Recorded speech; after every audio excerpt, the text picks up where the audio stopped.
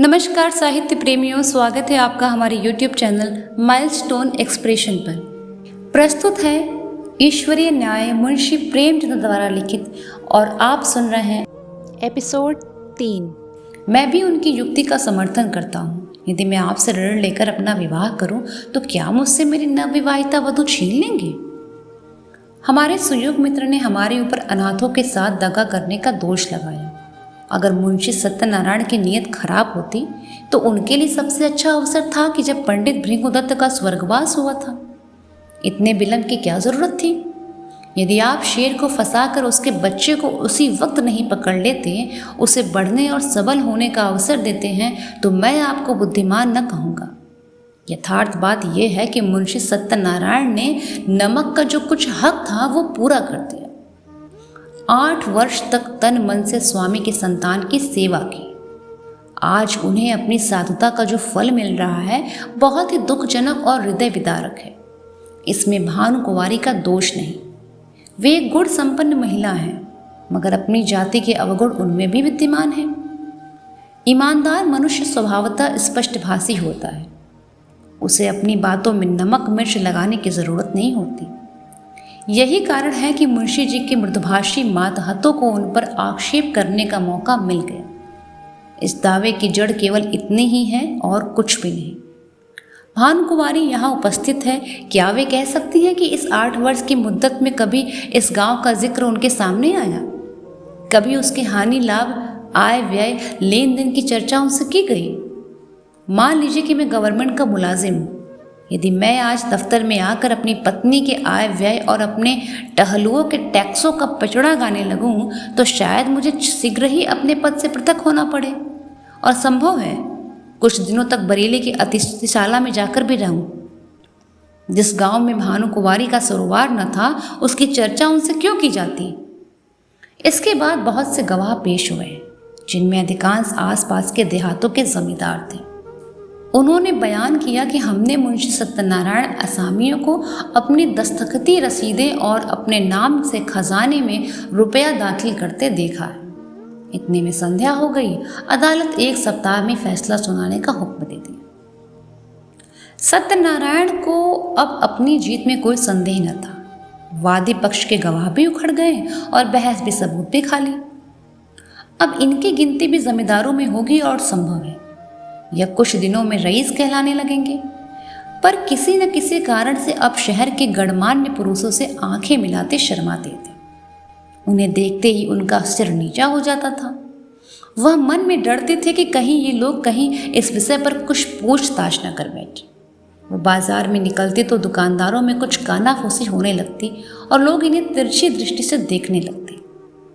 अब तक लोग उन्हें विवेकशील और सच्चरित्र समझते थे। शहर के धनी मानी उन्हें इज्जत की निगाह से देखते थे और बड़ा आदर करते थे। यद्यपि मुंशी जी को अब तक इनसे टेढ़ी तिरछी सुनने का संयोग न पड़ा था, तथापि उनका मन कहता था कि सच्ची बात किसी से छिपी नहीं है। चाहे अदालत से उनकी जीत हो जाए, पर उनकी साख अब जाती रही। अब उन्हें लोग स्वार्थी, कपटी और दगाबाज समझेंगे। दूसरों की बात तो अलग रही, स्वयं उनके घरवाले उनकी उपेक्षा करते थे। बूढ़ी माता ने 3 दिन से मुंह में पानी नहीं डाला। स्त्री बार बार हाथ जोड़कर कहती थी कि अपने प्यारे बालकों पर दया करो। बुरे काम का फल कभी अच्छा नहीं होता, नहीं तो पहले मुझी को विष खिला दो।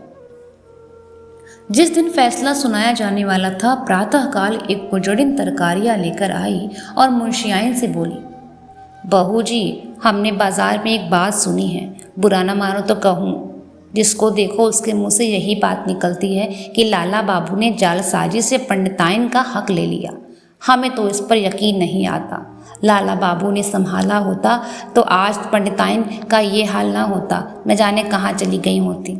1 अंगुल ज़मीन न बचती। इन्हीं में एक सरदार था कि सबको संभाल लिया। तो क्या आप उन्हीं के साथ बदी करेंगे? अरे बहू, कोई कुछ साथ लाया है कि ले जाएगा? यही नेक बदी रह जाती है। बुरे का फल बुरा होता है। आदमी न देखे पर अल्लाह सब कुछ देखता है। बहू जी पर घड़ों पानी पड़ गया। जी चाहता था कि धरती फट जाती तो उसमें समा जाती। स्त्रियां स्वभावतः लज्जावती होती हैं। उनमें आत्माभिमान की मात्रा अधिक होती है। निंदा अपमान उनसे सहन नहीं हो सकता। सिर झुकाए हुए बोली, बुआ मैं इन बातों को क्या जानूं, मैंने तो आज ही तुम्हारे मुंह से सुनी है। कौन सी तरकारियां हैं?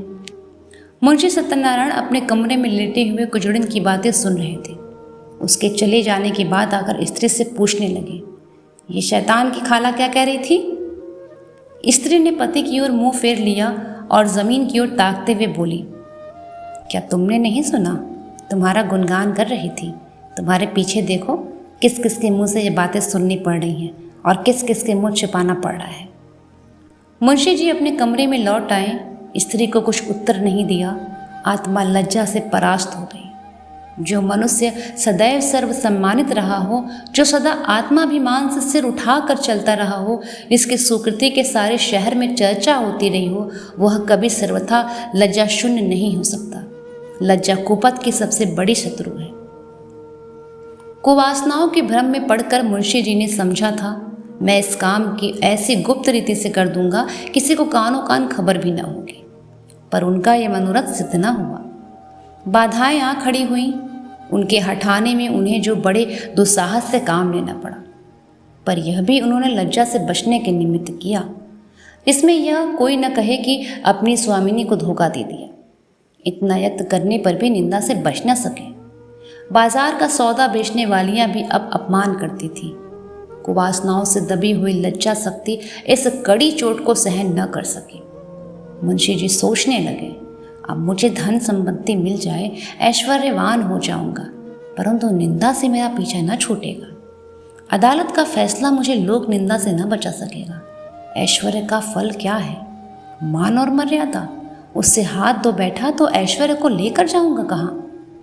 चित्त की शक्ति खोकर, लोक लज्जा सहकर, जन समुदाय में नीच बनकर और अपने घर में कलह का बीज बोकर ये संपत्ति मेरे किस काम आएगी? और यदि वास्तव में कोई न्याय शक्ति हो और मुझे इस कृतज्ञ का दंड दे, तो मेरे इसलिए सिवा मुख में कालिख पोत कर निकल जाने के कोई मार्ग न रहेगा। सत्यवादी मनुष्य पर कोई विपत्ति पड़ती है तो लोग उनके साथ सहानुभूति करते हैं। दुष्टों की विपत्ति लोगों के लिए व्यंग की सामग्री बन जाती है। उस अवस्था में ईश्वर अन्यायी ठहराया जाता है, मगर दुष्टों की विपत्ति ईश्वर के न्याय को सिद्ध करती है। परमात्मन, इस दुर्दशा से किसी तरह मेरा उद्धार करो। क्यों न जाकर मैं भानुकुमारी के पैरों पर गिर पड़ूं और विनय करूं कि ये मुकदमा उठा लो। हाय, पहले ये बात मुझे क्यों न सूझी। अगर कल तक मैं उनके पास चला गया होता तो आज बात बन जाती। पर अब क्या होगा? आज तो फैसला सुनाया जाएगा। मुंशी जी देर तक इस विचार में पड़े रहे, पर कुछ निश्चय न कर सके कि क्या करें। भानुकुमारी को भी विश्वास हो गया था कि अब गांव हाथ से गया। बेचारी हाथ मलकर रह गई। रात भर उसे नींद न आई। रह रहकर मुंशी सत्यनारायण पर क्रोध आता था। हाय पापी, ढोल बजाकर मेरा 50,000 का माल लिए जाता है और मैं कुछ नहीं कर सकती। आजकल के न्याय करने वाले बिल्कुल आँख के अंधे हैं। जिस बात को सारी दुनिया जानती है उसमें भी उनकी दृष्टि नहीं पहुंचती। बस आंखों से सब कुछ देखते हैं। कोरे कागजों के गुलाम हैं। न्याय वह है जो दूध का दूध और पानी का पानी कर दे। ये नहीं कि खुद ही कागजों के धोखे में आ जाए, खुद ही पाखंडियों के जाल में फंस जाएं। इसी से तो ऐसे छली कपटी दगाबाज और दुरात्माओं का साहस बढ़ गया है। खैर, गांव जाता है तो जाए, लेकिन सत्यनारायण तुम शहर में कभी मुंह दिखाने के लायक भी न रहो। इस ख्याल से भानुकुमारी को कुछ शांति हुई। शत्रु की हानि मनुष्य को अपने लाभ से भी अधिक प्रिय होती है। मानव स्वभाव ही कुछ ऐसा है। तुम हमारा एक गांव ले गए, नारायण चाहेंगे तो तुम भी इससे सुख ना पाओगे। तुम अपने आप नरक की आग में जलोगे। तुम्हारे घर में कोई दिया जलाने वाला नहीं बचेगा। फैसले का दिन आ गया। आज इजलास में बड़ी भीड़ थी। ऐसे ऐसे महानुभाव उपस्थित थे जो बगुलों की तरह अफसरों की बधाई और विदाई के अवसरों में ही नजर आते हैं। वकीलों और मुख्तारों की पलटन भी जमा थी। नियत समय पर जज साहब ने इजलास सुशोभित किया। विस्तृत न्याय भवन में सन्नाटा छा गया। अहमद ने संदूक से तजवीज निकाली। लोग उत्सुक होकर एक एक कदम और आगे खिसक आए।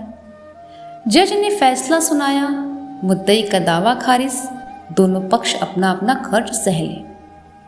यद्यपि फैसला लोगों के अनुमान के अनुसार ही था, तथापि जज के मुंह से उसे सुनकर लोगों में हलचल सी मच गई।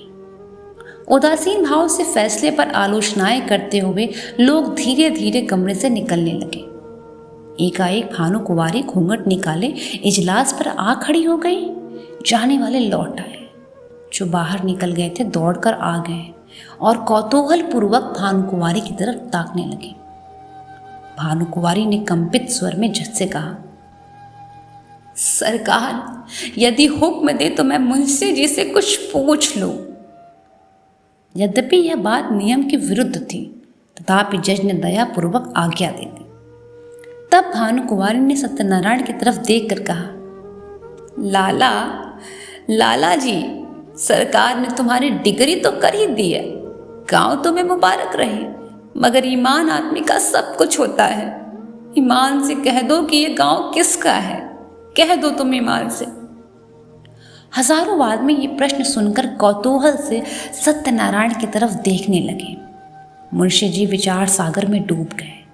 हृदय में संकल्प और विकल्प में घोर संग्राम होने लगा। हजारों मनुष्यों की आंखें उनकी तरफ जमी थी। यथार्थ बात अब किसी से छिपी न थी। इतने आदमियों के सामने असत्य बात मुंह से निकल न सकी। लज्जा से जबान बंद कर ली। मेरा कहने में काम न बनता था, कोई बात न थी, किंतु घोरतम पाप का दंड समाज दे सकता था। उसके मिलने का पूरा भय था। आपका कहने से काम बिगड़ता था, जीती जिताई बाजी हाथ से निकल जाती। सर्वोत्कृष्ट काम के लिए समाज से जो इनाम मिल सकता था, उसे मिलने की पूरी आशा थी। आशा के भय को जीत लिया। उसे ऐसा प्रतीत हुआ जैसे ईश्वर ने मुझे अपना मुख उज्जवल करने का अंतिम अवसर दे दिया। मैं अब भी मानव सम्मान का पात्र बन सकता हूँ, अब अपनी आत्मा की रक्षा कर सकता हूँ। उन्होंने आगे बढ़कर भानु कुंवारी को प्रणाम किया और कांपते स्वर में बोले, आपका। हजारों मनुष्यों के मुंह से एक गगन स्पर्शी ध्वनि निकली, सत्य की जय, सत्य की जय। जज ने खड़े होकर कहा, यह कानून का न्याय नहीं, ईश्वरीय न्याय है। इसे कथा न समझिएगा, ये सच्ची घटना है। भानु कुंवारी और सत्यनारायण अब भी जीवित हैं। मुंशी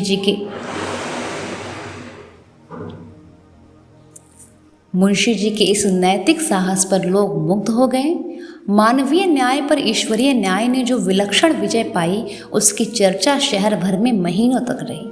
भानु कुंवारी मुंशी जी के घर गई, उन्हें मना कर लाई, फिर अपना सारा कारोबार उन्हें सौंपा और कुछ दिनों उपरांत वह गांव भी उन्हीं के नाम कर दिया। मुंशी जी ने भी उसे अपने अधिकार में रखना उचित न समझा, कृष्णार्पण कर दिया। अब उसकी आमदनी दीन दुखियों और विद्यार्थियों की सहायता में खर्च होती थी। ये कहानी आपको कैसी लगी, कमेंट में ज़रूर बताइएगा। आप सभी का बहुत बहुत धन्यवाद।